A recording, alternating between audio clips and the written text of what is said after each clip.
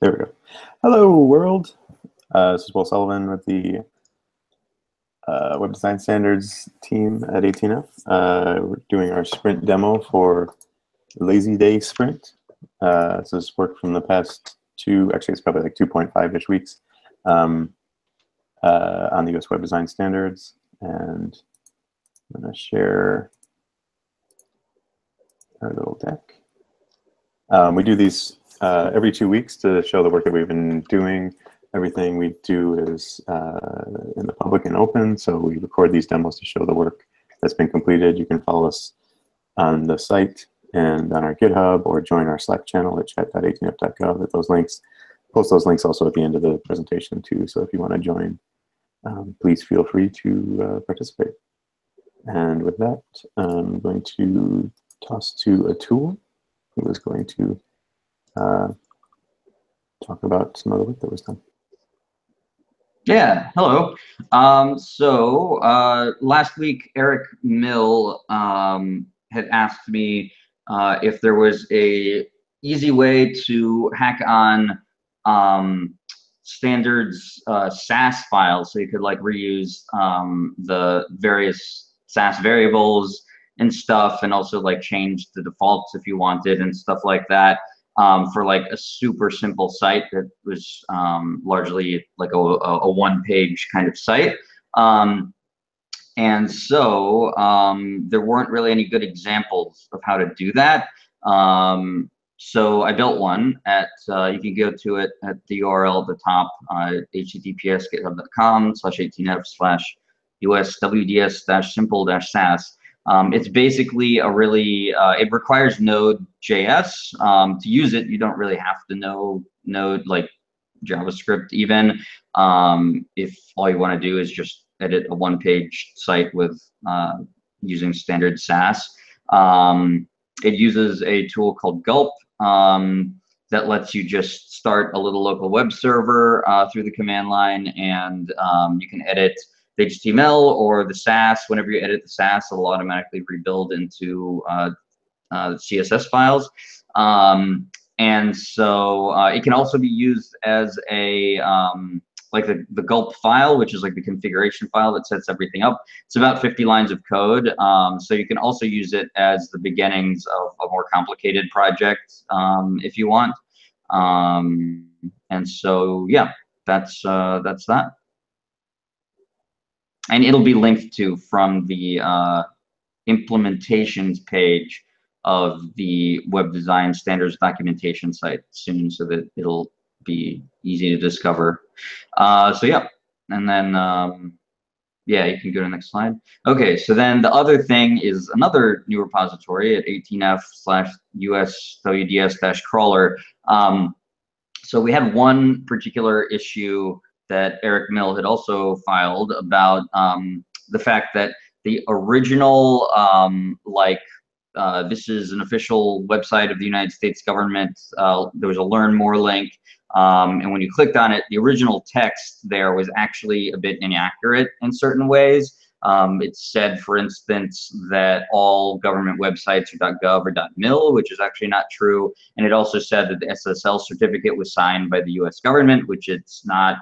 And so we wanted a way, because that was an HTML of the templates and stuff, it wasn't something that like upgrading to a new version of the Web Design Standards would just automatically fix. And so we wanted some way of figuring out like, hey, who still has these bad gov banners out there so we can reach out to them.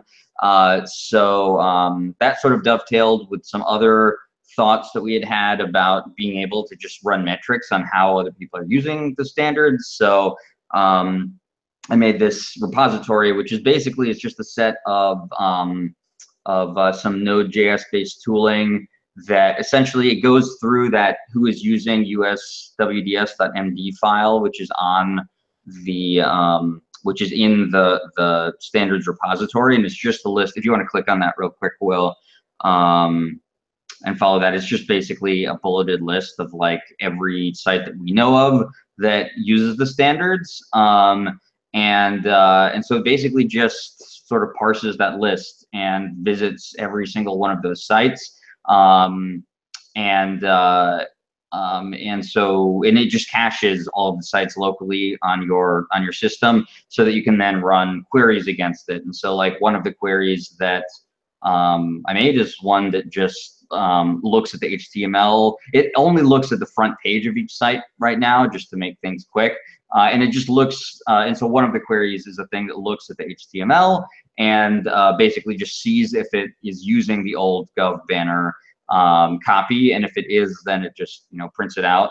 I'm thinking it would be kind of neat if we also added to that who is using USWDS page to also maybe link to the repository of each of the Git repository of each of those sites if we know what it is, because that would be nice for readers, because they could then see not just the ultimate the public facing website, but they would also be able to see, for instance, like the static asset build pipeline they might be using, or how they might be using the standards in the templating system, or stuff like that you can't necessarily see from the public facing website. But also if we had the GitHub repository, we would then be able to do things like automatically file issues in the repository for instance, for their bad gov banner, if they were using that, or something like that. And this tool could also be useful in the future for instance, like we could maybe go through all of the sites and like dynamically activate a new release candidate for the standards on it, like sort of see what their site might look like if they upgraded to the newer version that we wanted to release, and then detect any visual regressions or something. So those are some potential ideas. Another quick query that I made for it is, Will, if you could click on the text, analyze the usage of USA-star classes. So yeah, one idea we had was just being able to tell like, hey, what parts of the standards are people using? And so this is just a really simple query that basically just looks at the page and just searches for any use of a USA anything class, which is what the standards are made up of. It's not going to find everything, because as an example, it's actually possible through the SAS to change that USA prefix to the custom thing. So it's not going to catch everything, but it's going to catch a good chunk. And so this just shows that, like, for instance, the USA grid class is used at least once on 75% of the sites that use the standards on their front page. And so, yeah, like that, for instance, tells us that the grid system is really popular. And so, yeah, it's basically just got these kinds of stats that we can then use to guide the evolution of the standards, and prioritize, for instance, what kinds of improvements to different parts might be more or less important based on how often they're used and things like that. And it also, yeah, at the very bottom of that, well, if you want to just scroll down to the bottom again, that's actually a list of sites that don't appear to use any USA whatever classes on their front page. So they're actually potentially like sites that might have either, they might be using the standards in a very fancy way, like I mentioned, like changing that namespace to not be USA but they could also be sites that maybe were put in the list in error or something that might not actually be using the standards. So we're gonna be investigating those just to figure out what's going on with those. But yeah, that's basically it. And then yeah, on to the other stuff.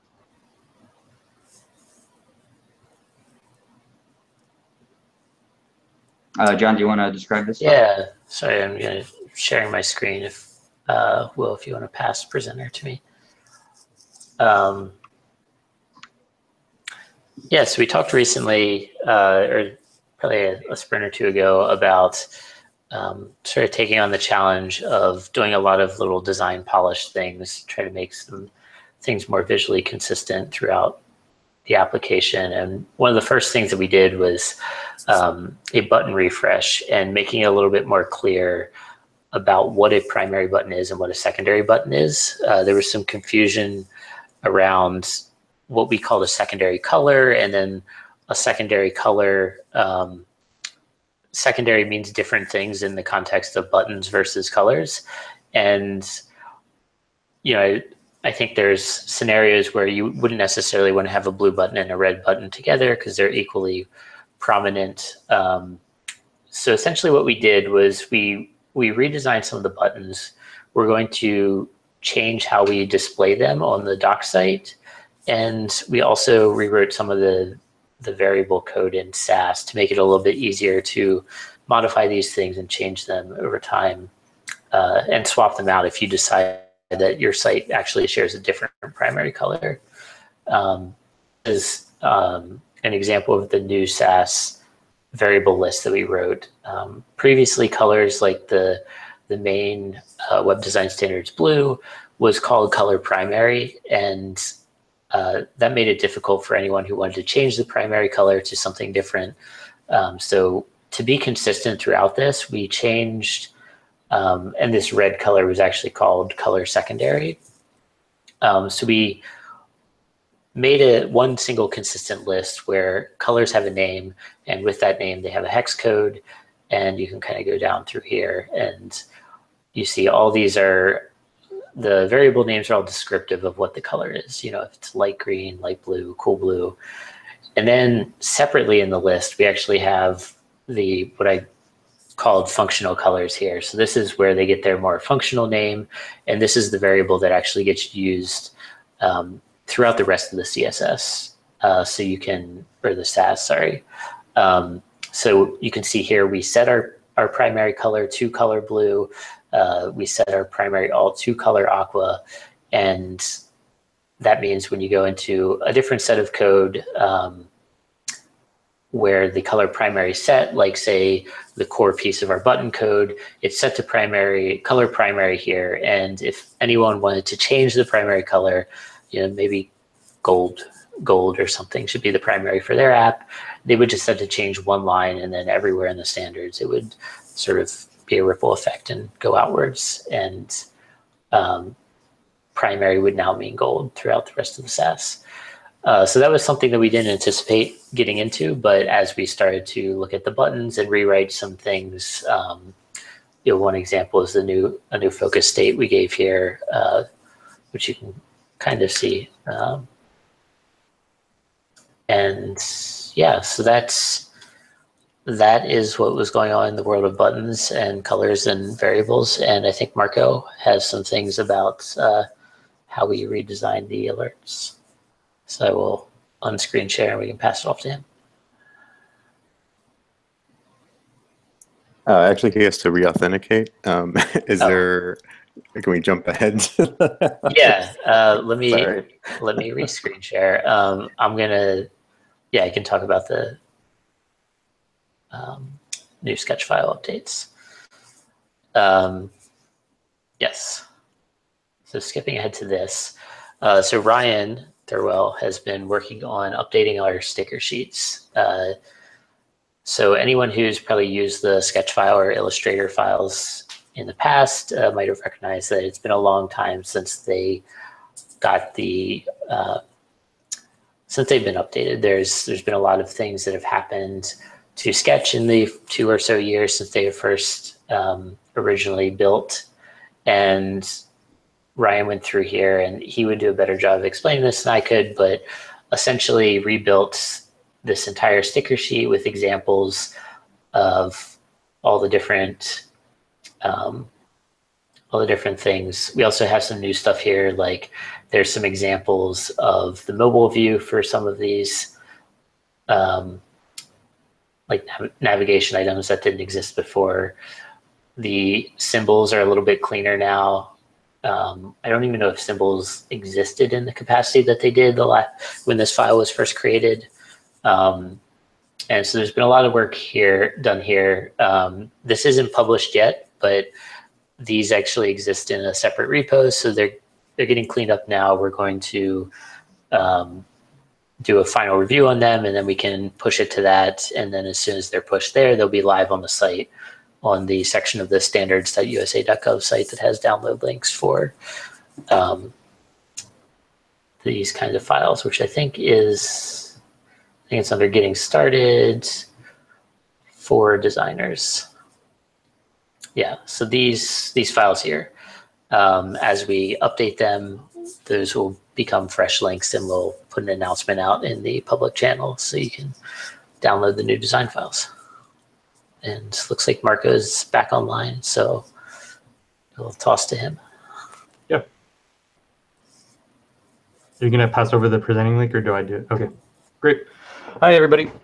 So as part of my work this week, I continued some of our visual design refresh, and I worked on the alerts. So as you can see here, we have a little bit of a new style for the alerts, where we have a full color bar to the left of the box, which is mainly to make the alert more prominent. And I also modified a lot of the padding and spacing around the alerts. Additionally, we added a new type of alert, which is called Slim, which has much less spacing but on the top and bottom. And it doesn't need to include the header of the alert. It also has a smaller icon. These are meant for, we found that our user base required a smaller alert for certain situations than the large alert that we have. So it's useful for, in different places on a site. I'll go over to the actual Federalist preview. Another thing we did here is we found that a lot of people wanted to have an alert, even the larger alerts, without the actual header part. So you can see right now there's the title, the header part, and then the body copy. I also made it possible to have an alert without any header, just by modifying some of the way the styling code works. So now you could either have a Slim alert, which is actually the smaller alert, or even just a normal alert, each without a header property or a header element. So yeah, I think we'll continue working on visual style changes, but this is alerts for now.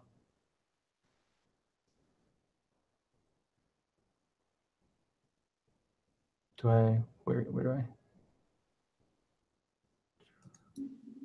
Cool. And I don't know who we had to talk to about this. Yeah, I had put that slide in there, so I can just grab it real quick. Andrea Sigritz interviewed Jennifer Thibault of the FEC project and for a case study. And I think this one's particularly interesting because the FEC project, I believe it existed before the standards did, and so as a result, it is sort of an interesting case study of a project that is incrementally adopting the standards rather than one that is just sort of like busting forth anew from nothingness, and so it might be particularly useful to read for folks who are in a similar kind of situation where they've got an existing site that they want to incrementally adopt the standards on. Cool, and that's actually a good point also to point out. Under the news and updates section of the site, we have a lot of these sort of case studies where we've talked with many different agencies that have used the web design standards. I think we've been publishing these like wildfire, like a few a month for sure. So there's tons of great examples here if you want to learn from what other agencies have learned using them. Check these out. You can use these as examples to show your agency how other agencies are using the standards, and hopefully it can help you out learning from others.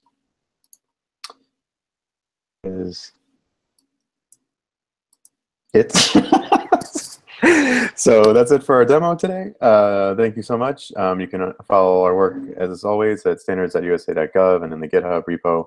We have a Slack channel that you can, if you're able to use Slack, you can come and chat with us, ask us questions, meet the community, or you can contact us at this incredibly long email, uswebdesignstandards@gsa.gov, and we can take questions and stuff there. So thank you all. Feel free to bookmark this, follow this channel, save the YouTube link. We will continue to post to this as we do our demos, and you can also watch previous demos in this same channel. So with that, have a great Friday, and don't blind yourself in the eclipse. See ya.